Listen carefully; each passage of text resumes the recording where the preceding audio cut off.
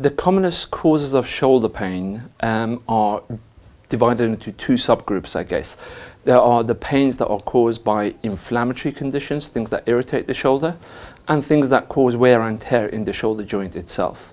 So the common things that people hear about is shoulder bursitis, which effectively is just an inflammatory condition where the tendon rubs against the bony roof of the shoulder.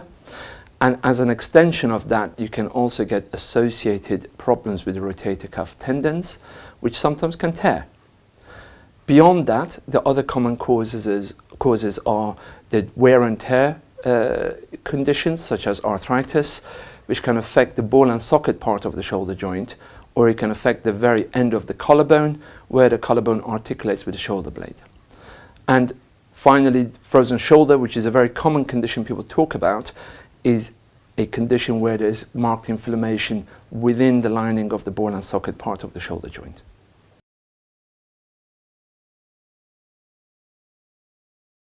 So the three best ways to avoid shoulder pain is to address the commonest reasons in the first place that led to that.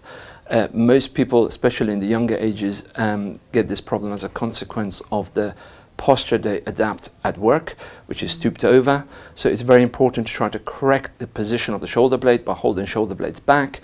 That subsequently will improve the position of the ball and socket part of the shoulder joint and create a normal biomechanic for the joint itself. Along with that, if people go to the gym to exercise, it's important to stretch appropriately to get the flexibility of the joint and the muscles right before you put the joint through more strenuous exercise. And finally, it's important to get the balance of exercise right between the different muscle groups around the shoulder, both at the front and at the back. And this is something that can be discussed with the personal trainers available in the gym to get that exercise regime right.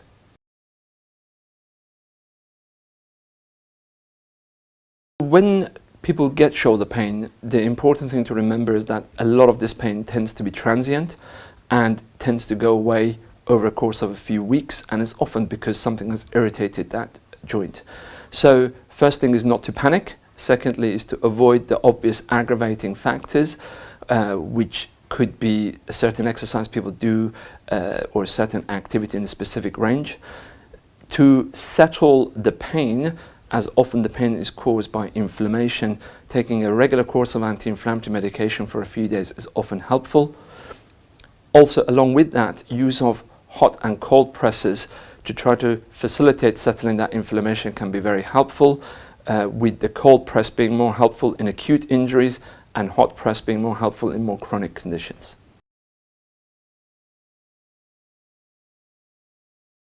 Most shoulder pain goes away by its own, especially in the younger age groups where this is posture related in most situations or aggravated by a certain activity. So it's important to give it some time, doing appropriate, taking the appropriate steps such as activity modification, taking some anti-inflammatories to help with that. But it's important to remember that if there's an acute injury involved that led to this problem in the first place, that may well need further investigation if there's in particular significant pain or external signs such as bruising and swelling, and the pain is severe, then obviously seeking some medical advice in the early stages is important. Whereas little twinges and aches can be monitored and they should progressively improve, but if they persist beyond this a few weeks, then it's important again to seek some medical advice.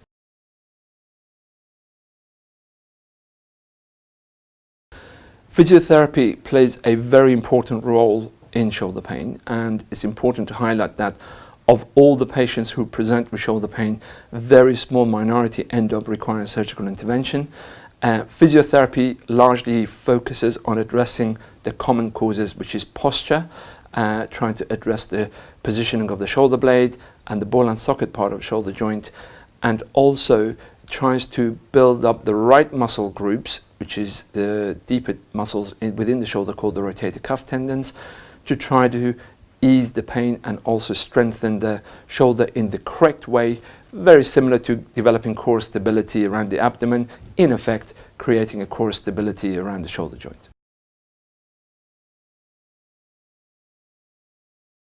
The warning signs that you should watch out for is when the pain is deteriorating rather than improving, where there is significant trauma involved in the first place, where significant injuries could have occurred, and it's important to seek advice at that stage. Beyond that, the other warning signs we tell people to be aware of is where there is more systemic symptoms, such as you feel unwell with the pain, you have temperature, your pain is persistent, in particular at night time, you're unable to sleep, or you're off your food, or you're losing weight.